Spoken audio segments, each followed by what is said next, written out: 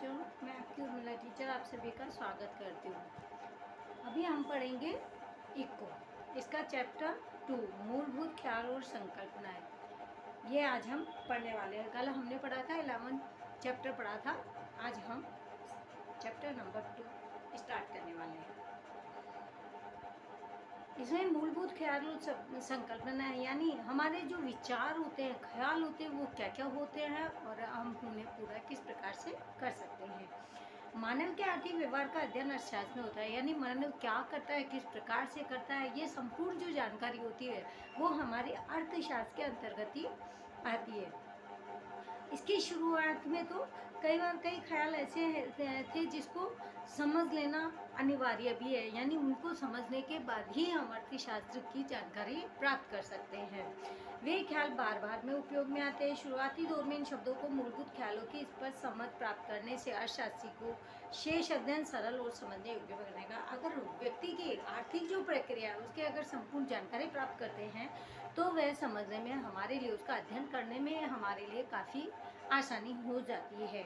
इस प्रकरण में वस्तु सेवा साधन, कीमत और मूल्य का अर्थ, संपत्ति और कल्याण, और चौथा है व्यापार चक्र। इसके संदर्भ में प्राथमिक जानकारी हम इन चारों के बारे में अध्ययन करेंगे। सबसे पहले है कीमत और मूल्य।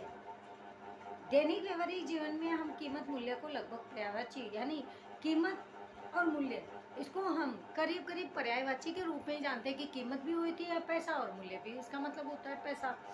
यह वस्तु मूल्यवान है, यह वस्तु कीमती है। कई बार कहते हैं ना कि इसकी कीमत ज़्यादा है और कई चीज़ें बहुत महंगी मूल्यवान होती है, यानी खास होती है, इसकी कीमत अधिक है। इत्यादि बातों में कीमत और मूल्यों को लगभग पर्यायवाची शब्द ही बना दिया है। कीमत अर्थशास्त्र के अध्ययन से उसे अलग अर्थ में समझेंगे हम। सबसे पहले हम पढ़ते हैं मूल्य। मूल्य किसे कहते हैं? कीमत और मूल्य का अलग से इस पर समझने के पूर्व मूल्य का अर्थ जानना भी आवश्यक है कि मूल्य कहते किसको हैं। व्यवहार में मूल्य दो तरह से देखा जाता है, एक उपयोगिता मूल्य और दूसरा होता है विनिमय मूल्य। तो पहले हम पढ़ेंगे इसके उपयोगिता मूल्य, यानी उस मूल्य की उपयोगिता क्या है।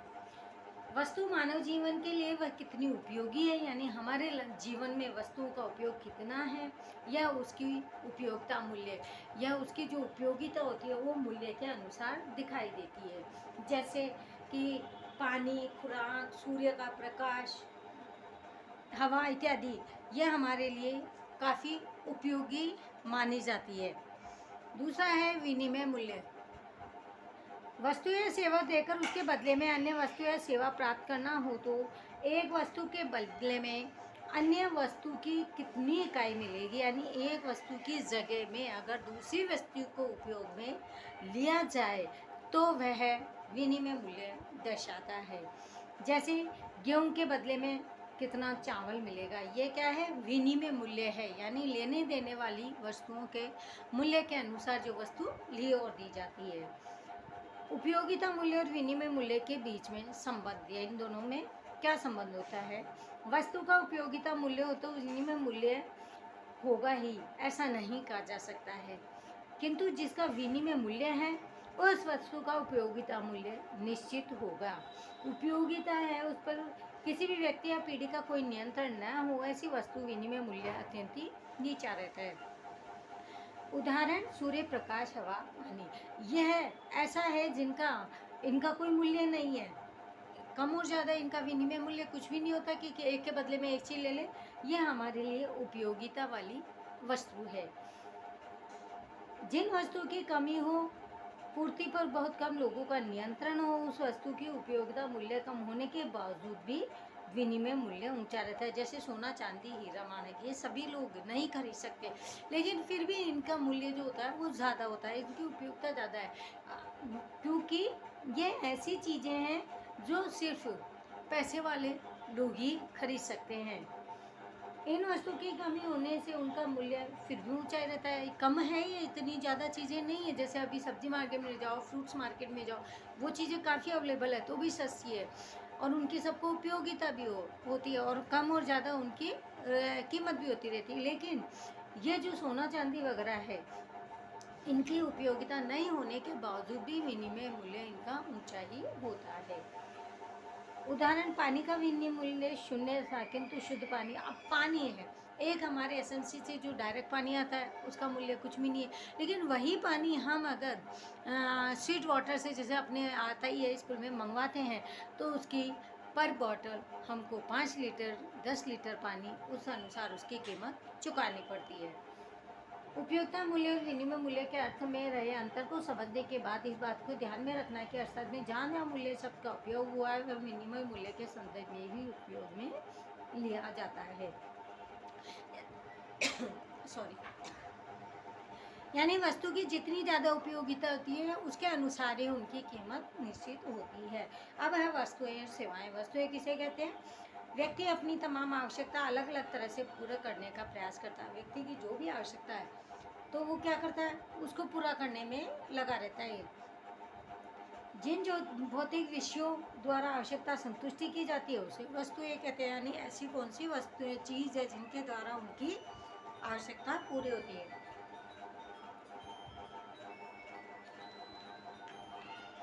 फिर है सेवाएं। अभौतिक विषय है, जैसे कि भूख संतुष्ट करने के लिए खुराक वस्तु है। अपनी खुराक खाने के लिए व्यक्तियों को क्या चाहिए? खुराक चाहिए। जिन जिज्ञासा संतुष्ट करने के लिए शिक्षा सेवा है।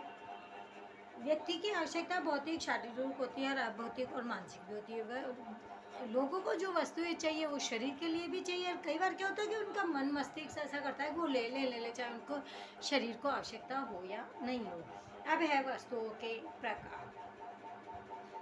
पहला ही इसमें भौतिक और अभौतिक वस्तुएं। भौतिकता के आधार पर वस्तुओं को दो प्रकार से बांटा गया है, भौतिक और अभौतिक वस्तु, जिसे हम सेवा के रूप में जानते हैं, जैसे गेंद, bat, prime, TV, fridge, mobile. ये क्या है? ये ऐसी वस्तुएं हैं जो हमें सेवा प्रदान करती हैं। जबकि संगीत, शिक्षा, ये सब हमारे लिए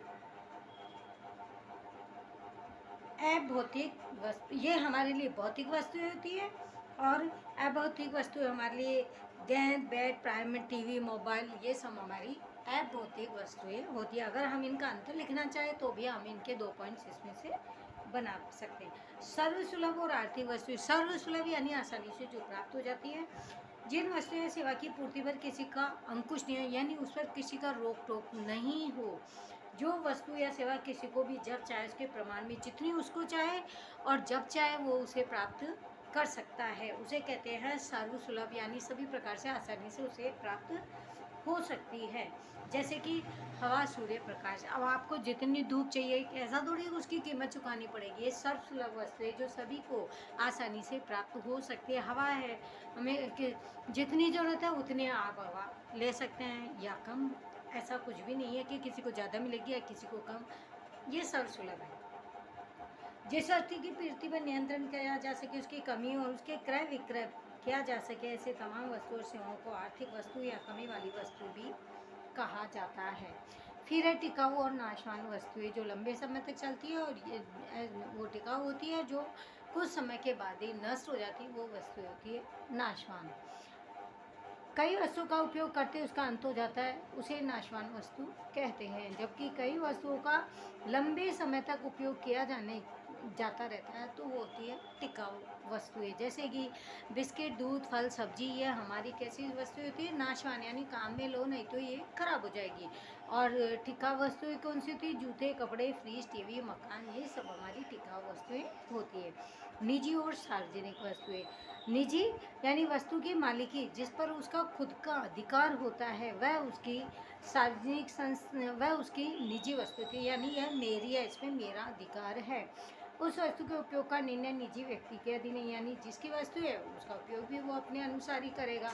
जिस वस्तु की मालिकी सार्वजनिक संस्था, सरकार की वो होती है सार्वजनिक। सार्वजनिक यानी सबकी। जैसे उन्हें निजी स्तर पर हम काम में, अपने आप में काम में अकेले नहीं ले सकते। जैसे गार्डन है, बाग बगीचा, वो मंदिर है, बड़े बड़े मंदिर हैं, तो वो सबके हैं, सार्वजनिक है। उसमें हम अपना अधिकार जमा करके हम किसी को रोक टोक नहीं कर सकते हैं। अब है उपभोग की वस्तु और उत्पादक वस्तुएं। मानवीय आवश्यकता पूरी करने के लिए वस्तुओं को दो मानवीय आवश्यकताओं को संतुष्ट करती है। दो तरह से करती है, एक परोक्ष रूप से और दूसरी होती है प्रत्यक्ष रूप से। उदाहरण, खुराक मनुष्य की आवश्यकता को प्रत्यक्ष रूप से, जैसे अभी मेरे को भूख लग रही है मान लीजिए, तो मुझे खाना चाहिए, तो ये मेरी प्रत्यक्ष संतुष्टि हो जाती है।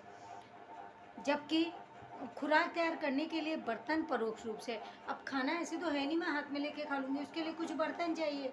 खाना जा रहा है वो मेरा प्रत्यक्ष है, लेकिन बर्तन जो मैं थाली वगैरह जो लेती हूँ, डिश वगैरह जो लेती हूँ, वो हमारी होती है परोक्ष आवश्यकता।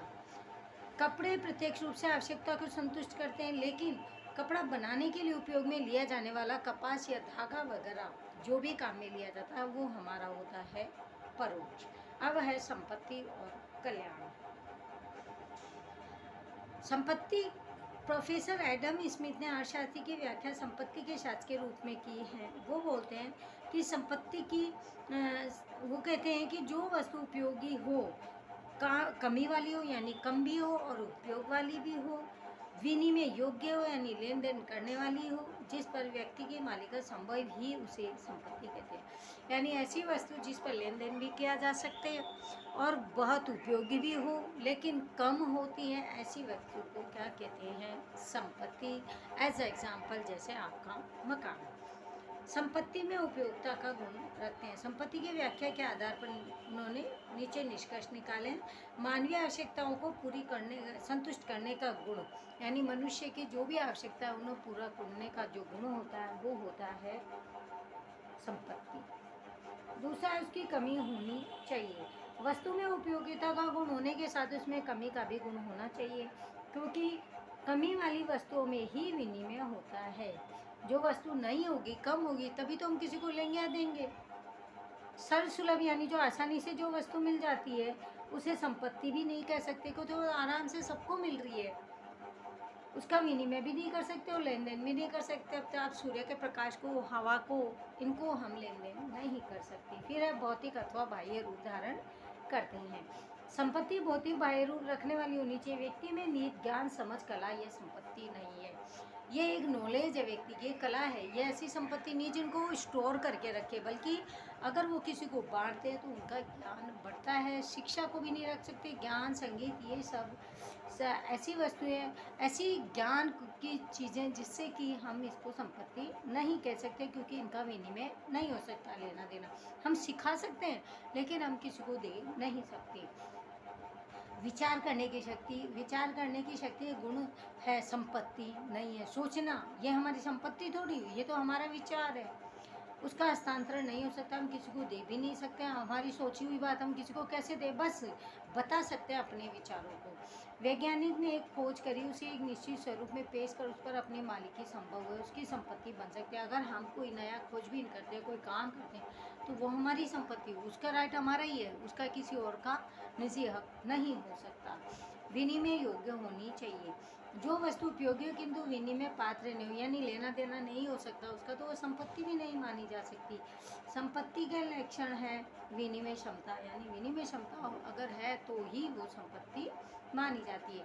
यह वस्तु देकर अन्य वस्तु प्राप्त होनी चाहिए। संपत्ति व्यक्ति की वर्तमान आवश्यकताओं को संतुष्ट करती है, अपितु भविष्य में भी होने वाले, अगर उनको आने वाले समय में भी किसी वस्तु की आवश्यकता होती है तो उसे भी वो पूरा करती है। अब है टिकाऊपन का गुण। संपत्ति में टिकाऊपन का गुण होता है जो वस्तु और सेवा नाशवान है, जिसे लंबे समय तक संग्रहित नहीं किया जा सकता, उसे संपत्ति भी नहीं कर सकते। संपत्ति किसे कहते हैं? जो लंबे समय तक हमारे साथ रहे, आने वाले भविष्य में हमारी जो भी समस्या है उसके उस संपत्ति के द्वारा हमारी समस्याओं का समाधान हो, वो होती है संपत्ति। वर्षों तक उसका अस्तित्व रहता है संपत्ति का। यदि नाशवान वस्तु को लंबे समय तक एक रखेंगे अगर हम, तो उस वो क्या है, संपत्ति थोड़ी है। वो जैसे ही उनका समय खत्म होगा वो हमारी वस्तु नष्ट हो जाएगी, खराब हो जाएगी। अब है संपत्ति के प्रकार। व्यक्तिगत संपत्ति और सामाजिक संपत्ति। जिस संपत्ति की मालिकी उपयोग का अधिकार व्यक्ति का हो वो होती है व्यक्तिगत संपत्ति, और जिस संपत्ति के मालिक का उपयोग समाज या समूह का हो वो होती है सामाजिक। समाज का अधिकार यानी सामाजिक, अपना खुद का होता है तो निजी। राष्ट्रीय संपत्ति और अंतर्राष्ट्रीय संपत्ति। देश की मालिकी वाली संपत्ति राष्ट्रीय मालिकी है। देश की नदी, पहाड़, रेगिस्तान, सार्वजनिक मार्ग, ऐतिहासिक इमारत, ये हमारी खुद की राष्ट्रीय संपत्ति, हमारे देश की संपत्ति है। लेकिन हमारी सामूहिक विरासत, साहित्य, स्थापत्य, यह हमारी राष्ट्र की संपत्ति। इसी प्रकार से अंतर्राष्ट्रीय संपत्ति का भी विचार किया जा सकता है। उदाहरण, किसी भी देश की सीमा छोड़ने के बाद का समूह अंतर्राष्ट्रीय सीमा में आ जाता है। अब है कल्याण। कल्याण अर्थात परिस्थिति में सुधार करना। आर्थिक रूप से कहे तो भौतिक जीवन स्तर में सुधार, यह स्वस्थ आर्थिक स्थिति को आध्यात्म से लेकर अर्थशास्त्र तक कल्याण शब्द का उपयोग किया जाता है। मनुष्य जीवन के तमाम क्षेत्रों में कल्याण हो ऐसी अपेक्षा रखता है, अर्थात अधिक अच्छी तरह से ही इच्छा रखता है। अच्छी स्थिति केवल कुछ समय के लिए नहीं बल्कि आजीवन रहे ऐसी इच्छा रखता है, जिसे हम कहते हैं कल्याण। व्यक्ति का कल्याण किसे कहते हैं? जो लंबे समय तक उनके अच्छा ही रहे, उनका कल्याण होता रहे, उनके सभी काम सही से चले। कल्याण को भी दो तरह से समझा जा सकता है, व्यक्तिगत और सामूहिक। सामूहिक कल्याण का विचार करना, व्यक्ति बल्कि कल्याण तो आर्थिक परिस्थिति में मापा जा सकता है, ऐसा कहा गया है। इसीलिए आर्थिक वृद्धि की अपेक्षा आर्थिक विकास के साथ संबंधित है। अब है संपत्ति और कल्याण का संबंध। सामान्य रूप से ऐसा माना जाता है कि व्यक्ति की संपत्ति में बढ़ोतरी हो तो उसके कल्याण में। अब अगर व्यक्ति के पास जो संपत्ति है अगर वो बढ़ जाती है तो उसका आर्थिक कल्याण भी अच्छा हो जाता है। देश की संपत्ति में बढ़ोतरी हो तो देश के लोगों के कल्याण में भी बढ़ोतरी होगी। देश अगर विकास कर रहा है तो उसका फायदा किसको होगा? देशवासियों को ही होने वाला है। किंतु जो विषय व्यक्ति के लिए सही हो वह देश के लिए सही न भी हो। ऐसा भी हो सकता है कि व्यक्तियों के लिए सही है और हमारे देश के लिए कुछ गलत है, तो वो भी हो सकता है।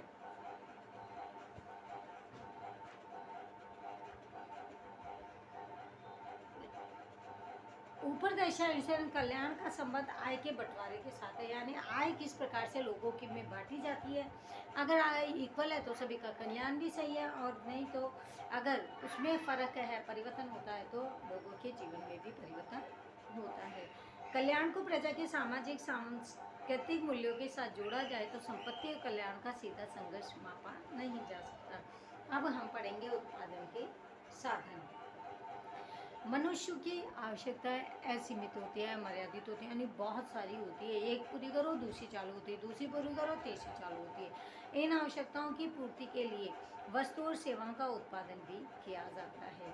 मनुष्य की आवश्यकताएं संतुष्ट हो इस तरह वस्तु या सेवा को उपयोगी स्वरूप दिया जाता है, जिसे उत्पादन कहते हैं। आवश्यकता संतुष्ट कब होती है? जब वस्तुओं के उत्पादन में वृद्धि की जा सके। आमतौर पर कहें तो उपयोगिता के गुण का सृजन करने की प्रक्रिया को ही उत्पादन कहते हैं।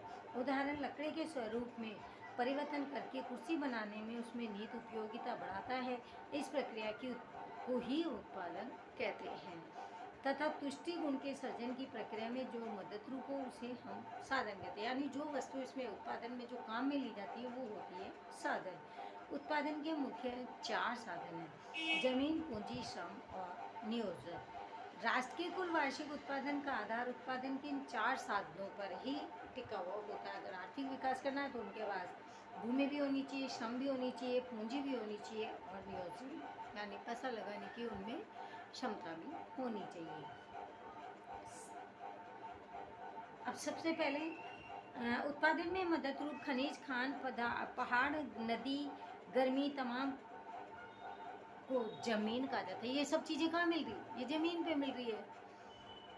जमीन के महत्वपूर्ण लक्षण। जमीन के लक्षण है भूमि प्राकृतिक उपहार, यानी अपने आप भगवान की देन है। ऐसे बोलते हैं ना, प्राकृतिक है, किसी ने बनाई नहीं है, मनुष्य ने नहीं बनाई है ये। भूमि की कुल पूर्ति भी स्थिर है, यानी जितनी अब वो बढ़ तो नहीं जाएगी पड़े पड़े। भूमि अगतिशील है, चलती भी नहीं है कि आप खुद दूसरी जगह चले जाओगे तो क्या वो ज़मीन भी आपके पीछे पीछे आएगी। भूमि की उर्वरा शक्ति, यानी जो भूमि की फसल जो बोने की जो शक्ति है, उर्वरा शक्ति यानी खाद्यान्न वाली उपजाऊ भूमि जिसे हम कहते हैं, वो भी सब जगह अलग अलग होती है। कई जगह पे, कई देशों में, कई जगह पे, कई राज्य में अलग अलग, जैसे कहीं पे चावल होते हैं तो कहीं पे गेहूँ होते हैं, कहीं पे फ्रूट्स होते हैं तो कहीं पे सब्जियाँ होती है, यानी उर्वरा शक्ति उनकी अलग अलग होती है। भूमि को मिलाने वाले मुआवजे को किराया कहते हैं। यानी भूमि पर जो भी काम किया जाता है उसके बदले में जो दिया जाता है उसे कहते हैं किराया। अब है श्रम, भूमि पड़ा, अब है दूसरा श्रम। अन्य व्यक्ति की निगरानी उत्पादन के केवल दो ही मूलभूत साधन है, एक है प्राकृतिक परिबल और दूसरा है भूमि। मानव परिबल जो मनुष्य के द्वारा किया जाता है, अर्थात कि श्रम मनुष्य क्या करता है, मेहनत करता है, श्रम मनुष्य के द्वारा ही किया जाता है। उत्पादन के महत्वपूर्ण साधन के रूप में श्रम के लक्षण नीचे दर्शाए गए हैं। यानी श्रम के लक्षण क्या क्या होते हैं। पहला है श्रम और श्रमिक अविभाज्य, यानी किसी भी श्रमिक का जो मेहनताना है, श्रम करने का तरीका है वो अविभाज्य है, वो तोड़ नहीं सकते हैं, विभाजित नहीं किया जा सकता। आपका श्रम है तो आप ही करोगे, वो आपके श्रम को मैं नहीं कर सकती, मैं अपने खुद के श्रम को ही कर सकती हूँ, मेहनत कर सकती हूँ। श्रम नाशवान है, यानी श्रम को इकट्ठा हम करके नहीं रख सकते हैं। सामाजिक मानसिक कारण श्रम की गतिशीलता को असर करती है। अगर किसी व्यक्ति के सामाजिक और मानसिक तनाव वगैरह है तो उसके कारण भी श्रम जो मेहनत करने वाला व्यक्ति है उसमें असर पड़ता है। चौथा है प्रत्येक श्रमिक की कार्य क्षमता अलग अलग होती है।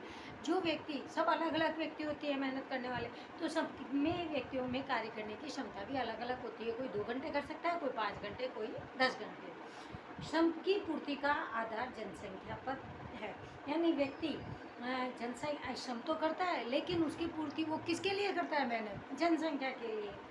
श्रम को चुकाए जाने मुआवजे को वेतन कहा जाता है। अब जो व्यक्ति मेहनत करता है उसके बदले में जो पैसे मिलते हैं, मुआवजा जो मिलता है उसको वेतन कहते हैं। ये थे हमारे श्रम के लक्षण। अब है पूंजी। आधुनिक उत्पादन प्रक्रिया में महत्वपूर्ण साधन है पूंजी। अब बिना पैसों के हम कुछ भी काम नहीं कर सकते हैं। श्रम और भूमि प्राकृतिक सर्जन है, जबकि पूंजी उत्पादन का मानव सर्जित साधन है। पूंजी किसके द्वारा, पूंजी किसी भी वस्तु को मानव के द्वारा किसी भी वस्तु का जब उत्पादन करते हैं तो उससे मिलती है पूंजी। और जबकि उत्पादन प्रक्रिया में महत्वपूर्ण साधन ही पूंजी को ही बताया गया है। जैसे भौतिक वस्तुओं जो उत्पादन में मदद रूप हो। पूंजी को उत्पादन का उत्पादित साधन भी माना जाता है, क्योंकि पूंजी एक ऐसी भौतिक वस्तु है जिसका उत्पादन होता है, फिर वो उत्पादन में भी मदद करती है। उदाहरण ट्रैक्टर का उत्पादन हुआ तो इसके बाद वह कृषि उत्पादन में मदद करेगा। अब है पूंजी और संपत्ति के बीच जो भी अंतर है, क्योंकि संपत्ति भौतिक है किंतु सभी संपत्ति उत्पादन प्रक्रिया में शामिल भी नहीं की जा सकती। जरूरी थोड़ी है कि सारी वस्तुओं से जो भी साधन है उसके द्वारा वस्तु उत्पादन किया जा सकता है। वह पूंजी के लक्षण।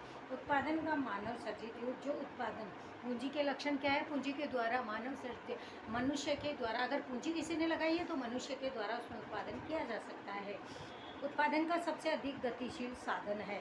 अगर उत्पादन को कम ज़्यादा करना है तो उसके साथ में गतिशील साधन होता है पूंजी। पूंजी है तो सभी साधनों के द्वारा उत्पादन को बढ़ाया जा सकता है। पूंजी की कमी है, अगर पैसे की कमी है तो उत्पादन में भी कमी होगी। पूंजी को मिलने वाला मुआवजा ब्याज है। अगर हम किसी को पैसा उधार पूंजी दे देते हैं तो उसके बदले में मुआवजा जो मिलता है उसको हम ब्याज कहते हैं। नियोजक उत्पादन के साधनों का संयोजन करने वाला नियोजक है। व्यवस्थापक और नियोजक के बीच अंतर है। व्यवस्थापक वेतन प्राप्त कर्मचारी है जो साधनों की व्यवस्था को करता है। नियोजित स्वतंत्र रूप से जोखिम उठाता है, उसका मुआवजा निश्चित नहीं होता। नियोजित यानी जो लगाया जाता है, पैसा लगाया जाता है, जबकि स्वयं मुआवजा निश्चित भी होता है। वो उसका पैसे हमने लगा दिया, हमें क्या पता कि उससे हमें लाभ होगा, यहाँ यानी उसका जोखिम का भी सामना उसको करना पड़ सकता है। नियोजक के लक्षण है वह आर्थिक निर्णय लेता है, यानी अर्थव्यवस्था में जो पैसे लगाता है उसका निर्णय लेता है, तो जोखिम भी रहती है, लाभ भी हो सकता है, हानि भी हो सकती है। नियोजन शक्ति है उसका गुण से मिलने वाले मुआवजे को लाभ कहते हैं। जब हमने कहीं पे कोई व्यवसाय में पैसा लगाया है तो उसके बदले में अगर इनकम होती है तो उसे हम लाभ कहते हैं। अब है व्यापार चक्र। मानव जीवन की तरह इसमें 4 प्रकार होते हैं: आकस्मिक, मौसमिक, दीर्घकालीन और चक्रीय। पहला है आकस्मिक आर्थिक परिवर्तन। ऐसे परिवर्तन जो अचानक आते हैं, जैसे कि चक्रवात, बादल फटना, बाढ़ आना, अकाल होना, ये ऐसे परिवर्तन है जो अचानक से आ जाते हैं। दूसरा है मौसमी आर्थिक परिवर्तन, यानी जब मौसम के अनुसार जो बदलाव होता है, जैसे मौसम हमारा कभी सर्दी आती है, फिर गर्मी आती है, बारिश आती है, इसके द्वारा अलग अलग मांग का सृजन होता है मौसम के अनुसार। जैसे सर्दी में वुलन कपड़े चाहिए, गर्मी में हमको कॉटन चाहिए, और बारिश में हमें रेनकोट वगैरह चाहिए। तो इसके द्वारा ही उत्पादन में भी परिवर्तन होते रहते हैं। फिर है दीर्घकालीन आर्थिक परिवर्तन। ऐसे जो लंबे समय की प्रक्रिया के बाद जो परिवर्तन होते हैं उसे दीर्घकालीन परिवर्तन कहते हैं। चक्रीय आर्थिक परिवर्तन एक ही समय अवधि के दौरान ऊर्ध्वगामी और अधोगामी आर्थिक रुझान का सृजन चक्रीय आर्थिक परिवर्तन कहलाता है। अनिश्चित होने के बावजूद उन्हें पहचाना जा सकता है। इस प्रकार के व्यापार चक्र चक्रीय परिवर्तन के रूप में किए जाते हैं। चक्रीय व्यापार चक्र यानी अगर मांग ज़्यादा हो जाती है तो उनकी पूर्ति करने के लिए उत्पादन की मात्रा को बढ़ाया जाता है। व्यापार चक्र की व्याख्या हैबलर के मतानुसार तन में बारी बारी से आने वाली इच्छनीय और अइच्छनीय आर्थिक परिवर्तन, यानी कोई इच्छा से आता है और कोई बिना अपनी इच्छा नहीं होती उसके अनुसार भी जो परिवर्तन आता है उसको व्यापार चक्र कहते हैं। हॉटरेक के अनुसार क्या है व्यापार चक्र किसे कहते हैं? इच्छनीय और इच्छनीय सोपानों जो बारी बारी से आती है, यानी स्टेप बाय स्टेप जो आते हैं उन्हें व्यापार चक्र कहा जाता है। इसके महत्वपूर्ण लक्षण, पहला अर्थन में आर्थिक उतार चढ़ाव। जब तेजी मंदी की स्थिति आती है तो व्यापार चक्र में परिवर्तन होता रहता है। अर्थन में इच्छनीय अइच्छनीय ऐसे दो व्यापारिक सोपान देखने को मिलते हैं।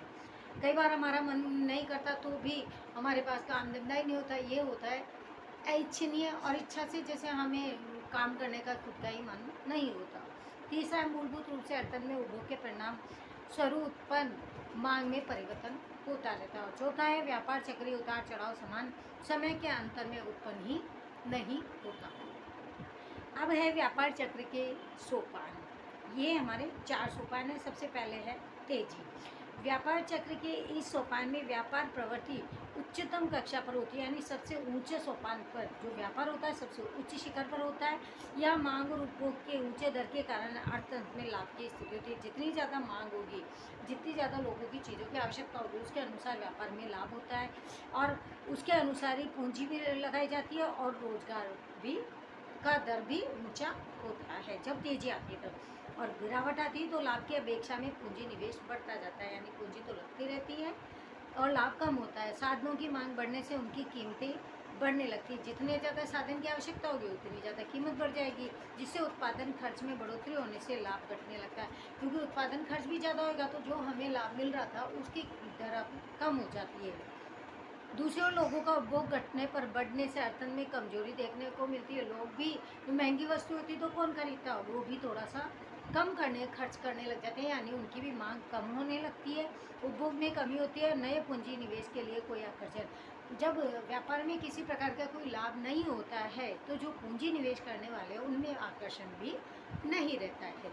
फिर है मंदी। मांग में कमी पूर्ति में बढ़ोतरी पैदा करती है। मंदी जब आती है तो मांग में कमी और पूर्ति में बढ़ोतरी ये दोनों उत्पन्न हो जाती है। कीमत घटने के रुझान से लाभ भी घट जाता है। जब किसी वस्तु का हम कीमत कम कर देंगे तो जो मिलने वाला लाभ था वो भी हमें अब कम हो जाएगा। लाभ घटने से पूंजी निवेश रोजगार में भी कमी होने लगती है। परिणाम स्वरूप अधिक भाव घटने की उम्मीद से मांग में होने वाला परिवर्तन रुक जाता है, जिसे मंदी की स्थिति कहते हैं। यहाँ लोगों के पास खरीद शक्ति होने के बावजूद वे खरीदी नहीं करते हैं और मांग का अभाव पूंजी निवेश रोजगार के अवसर पर निराशाजनक स्थिति का निर्माण करता है। अब है सुधार। अर्थतंत्र में व्यापक निराशा में से अपने आप खरीदी की ओर रुझान नए वातावरण का सृजन करता है। मांग बढ़ने से लाभ की उम्मीदें पैदा होती है। बेरोजगार साधनों को काम मिलने से उनकी आय में भी बढ़ोतरी होती है और आय में होने वाली बढ़ोतरी से खर्च में भी बढ़ोतरी होती है। जितनी ज़्यादा लोगों के पास इनकम होती है वो उसके अनुसार ही उसमें खर्च करना शुरू कर देते हैं। खर्च मांग को असरकारक बनाकर लाभ की परिस्थिति का निर्माण करते हैं। जितना ज़्यादा हम खर्चा करेंगे तो उसका फ़र्क किस पे पड़ेगा? व्यवसाय पर पड़ेगा, उनको भी अधिक मात्रा में लाभ होगा, जिससे क्या होगा अर्थतंत्र की सुधार की स्थिति को भी गति मिलेगी, उसे भी लाभ होने लगेगा। इस प्रकार अर्थतंत्र में आने वाले चक्रीय परिवर्तन व्यापार चक्र है। यदि हमें याद रखना चाहिए कि ऐसे परिवर्तन मांग पूर्ति पर आधारित बाजार व्यवस्था में अधिक प्रभावशाली रहते हैं, जहाँ पर वस्तुओं की मांग जितनी ज़्यादा होगी उसके अनुसार ही उसकी पूर्ति भी संभव होनी आवश्यक है। तो पूर्ति करने के लिए क्या किया जाता है, उत्पादन की मात्रा को भी बढ़ाया जाता है। जितनी ज़्यादा उत्पादन की मात्रा बढ़ी जाएगी उतना ही लोगों को उसकी कीमत का असर पड़ेगा। और इसी के साथ हमारा ये सेकंड चैप्टर कंप्लीट होता है। थैंक यू एवरीवन, बाय बच्चों। नेक्स्ट लेक्चर में फिर से मुलाकात होगी। थैंक्स।